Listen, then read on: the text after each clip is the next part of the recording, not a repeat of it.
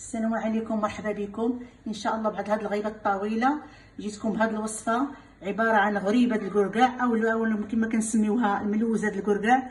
هذه الحلوه الراقيه والاكثر من رائعه، مناسبه للاعياد والحفلات، خاصه حنا مقبلين على الصيف. كتجي مزيونه في الحفلات، كتجي راقيه. الحلوه كتجي هكا زوينه ومعلكه بدون اضافات، بدون جلوكوز، بدون قرفه. يعني نتوما غادي تكتشفوا معايا المقادير. وصفه رائعه وسهله في التحضير.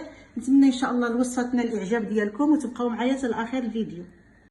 بسم الله على بركه الله. نبدا المقادير. عندي هنايا 6 كيلو ديال الكركاع ولا 500 غرام اللي مقشره منقيه مزيان. عندي هنا 250 غرام ديال اللوز، يعني 4 كيلو. هنا اللوز كيبقى اختيار، بغيتي تزيدوا زيدوا، بغيتي ديروا الكميه كامله كركاع ديروها. انا كيعجبني ندير معاه اللوز، كتجيني داك الكركاع يعني غريبه زهيقه بزاف. عندي 4 ديال البيضات، غادي ندير غير 2 صفر و2 كاملين.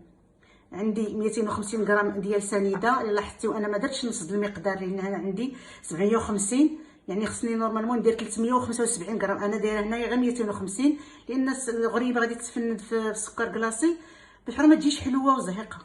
عندي مبشور الحامض، الليمون الحامض، هنا دايره غير شي شويه ماشي بزاف. عندي شي 10 غرام ديال الخميره الكيماويه. هنا معلقه ديال لافاني بودره. هنا اللي زايده هنايا الساشي ديال الفلان ايديال، داك الساشي الزريطه اللي كنقولوا لا ديال الدرهم. هذه علاش كتفيد؟ باش ما كتخليش الحلوه تشتت. واخا تزيد لها الخميره الا درتي هذه ما كتشتت، كتجي زوينه وجا الحلوه. وهنا سكر كلاصي للتزيين، وهاد الانصاف ديال الكركاع كذلك للتزيين. وغيبقى لي المزهر مازال ما حطيتوش، ملي في المرحله الثانيه ان شاء الله غادي نحطو ملي نجمع الحلوه. غادي نطحن دابا الكركاع واللوز ونرجع معكم. صافي بعد ما طحنت الكركاع ما كنطحنوش كامل، ماشي تيتعجن، حيت الا تعجن وخرجت منه الزيوت ديالو ما كيجيش مزيان، كيجي ناشف وكارم. اللوز هو اللي خليت غنطحن معاه هاد السنيده، غنطحنو غير شويه. سنيده يعني اللي خصها تطحن، واللوز تا هو نطحنو بودره. غادي نطحن هاد النص مع هاد الكميه وهاد النص مع هاد الكميه هادي، غنطحن ونرجع معكم.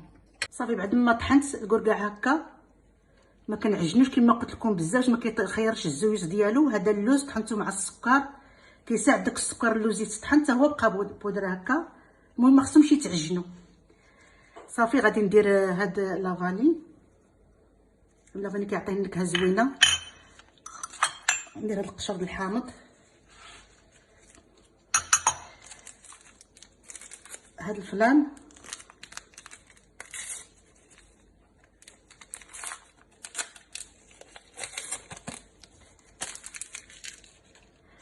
هاد الخميره هادي،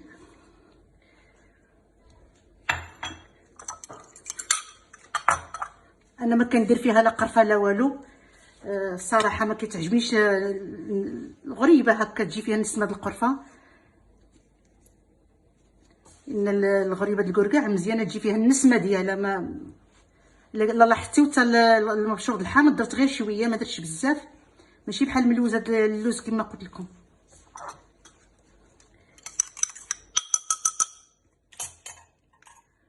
غادي نضيف هاد 2 بيضات. ودائما واحد النصيحه، دائما تخلطوا غير بالصباع ديالكم، ما تدلكوهاش. انا كما كنقول لكم لا دلكتيوها غادي تخرج منها الزيوت عن تجربه. صافي هنا غادي نزيد هذا الصفر د البيضه هذا، كنخلطو شي شويه.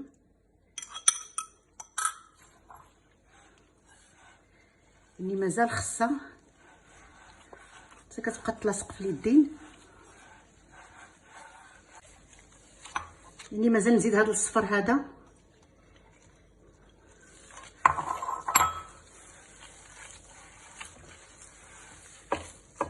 وكيبقى عاود على الحساب الكميه ديال يعني الكبر ديال البيض، الحجم ديال البيض.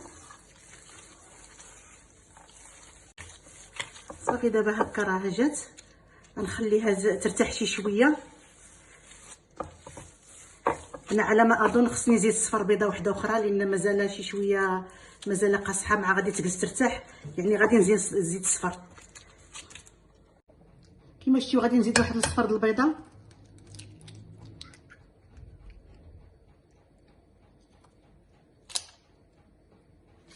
صافي هذا كافي.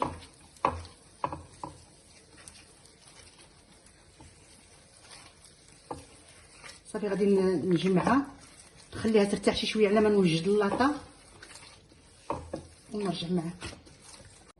من بعد ما جمعتها خليتها غير واحد 10 دقائق على ما وجدت اللاطه.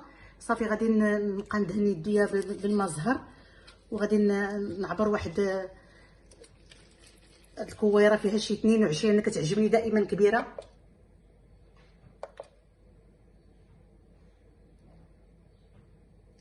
عندي فيها بزاف. صافي هذه جاتني تما 24 معلم، اليوم انا غندير 24 هي اللي كندير باش كتجيني كبيره. غادي نحطها هنا ونستمر هكا نوزن ونحط.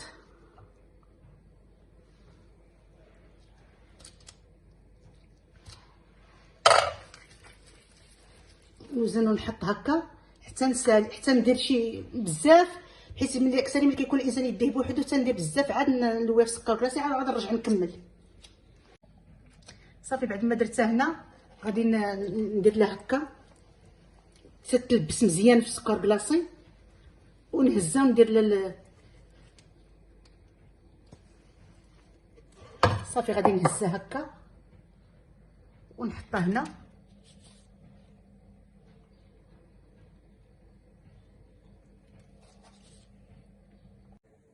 صافي بعد ما ساليت غادي نجيب هاد الكركاع انصاف وغادي نلصقهم عليها، نحاول نضغط هكا. ممكن نكملهم كاملين ونصيفطها للفران. واحد الحاجه ما قلت لكمش، السكر كلاصي خصو يكون سبيسيال، خصو يكون النوع ممتاز باش كيجي لاصق، باش ملا درتو داك الحرش راه ما غاديش تجي بيان سور، ما غاديش تجي الملوزه مزيانه. فانا هاد المقدار عمر لي هاد اللاطه كبيره تبارك الله، وبقى لي واحد شويه نديرو في لاطه صغيره. بعد ما ساليت هاد اللاطه هادي هاي كما كتشوفوا كبيره، داك المقدار ديال 750 غرام خرج لي هادي، خرج هادي غنديرها في لاطه صغيره. صافي غنصيفطها للفران ان شاء الله ونتلاقى معكم. صافي غريبه هكا كتجي رائعه.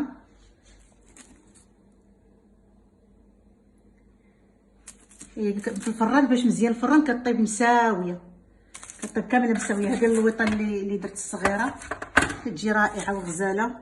نتمنى ان شاء الله تجربوها وتعجبكم. تبعوا غير هاد المقادير كما قلت لكم، سكر كلاصي سبيسيال. المهم انا هاد الوزن هذه درت فيها 24 باش كتجي هكا كبيبره ومزيونه، خاصه الا كانوا الحفلات. نتمنى ان شاء الله الوصفه اليوم تكون نالت الاعجاب ديالكم، والسلام عليكم ورحمه الله تعالى وبركاته.